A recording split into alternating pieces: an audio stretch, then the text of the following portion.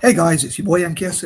Back in another video. This time, it's another one of my dream-driven ideas, if you like, and it's based on my imagination of bringing together possibly around 30 or even more potential investors. I know it probably seems like 30 is my favorite number because I always organize my thoughts and plans and videos in lists of 30 years, generally speaking, anyway, pretty much always. But yeah, this is based on dream-driven ideas, I say, of or using my imagination, my imagination, perhaps even uh, um, for bringing together potential investors or investment companies or investment vehicles, even to possibly legally be able to invest together and pool their money and resources together, generally speaking, to invest in things on the condition that they invest in social causes or socially ethical causes, if you like. So anyway, yeah, I probably I wanted to, part of me wanted to wait till August to make these videos because I thought I could use my birth month or even my birthday itself to like drum up support for my ideas. But due to my impatience, I decided to do so now. So I haven't really even thought of 30 potential investors, but so I hope I won't stumble too much on my words, but hopefully I'll think of a few ideas. So anyway, here goes. So I dream for these companies, as I say, to come together to invest in things. So I hope to cover like 30 things, 30 investors to invest in 30 different projects or different groups, if you like. So anyway, here goes.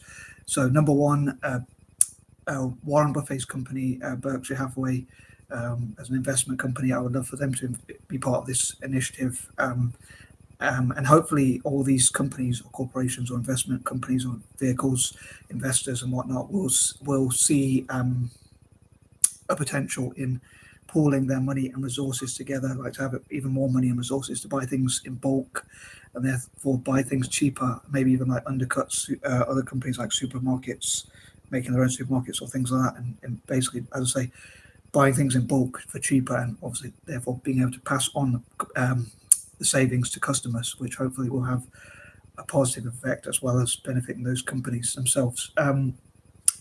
A second company could be Cascade Investments, which is Bill Gates' investment company.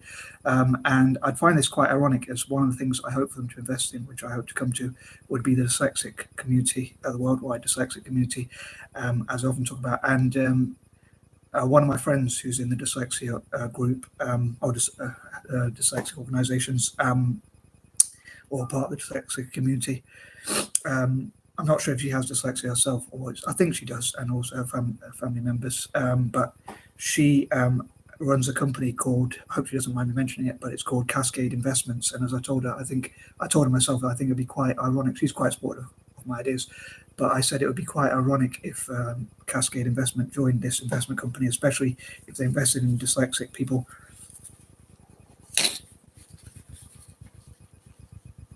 Excuse me. Sorry, why do I always have runny nose when I'm uploading videos?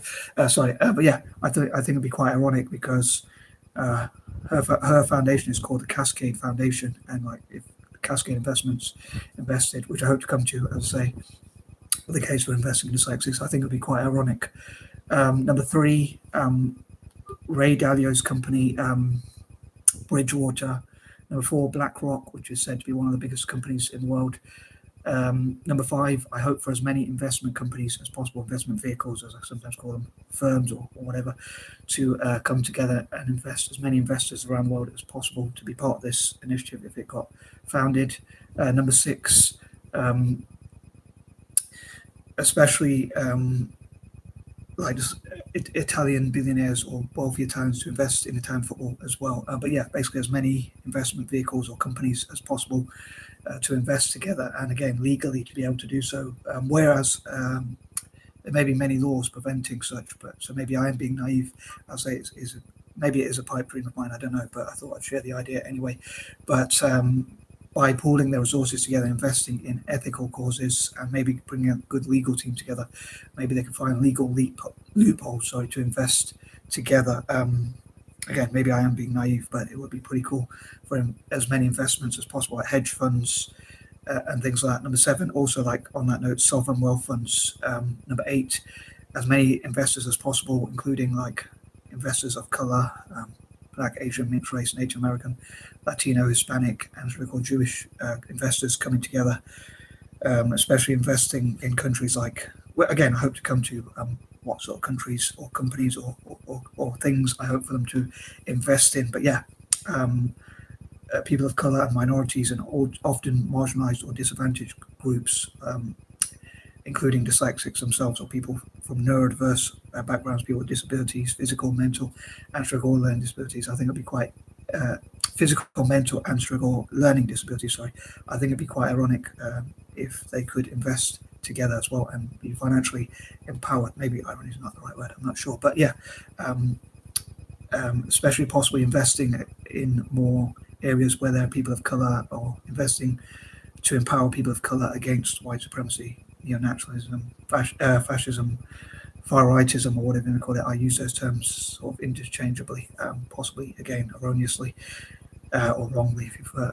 But yeah, I use those terms, I say, interchangeably. Number 9, if and when this organisation gets up and running, I would love to call it the M.K.S. Investments Limited or something, or Investors United and Limited, and things like that, like work as a brand and a team.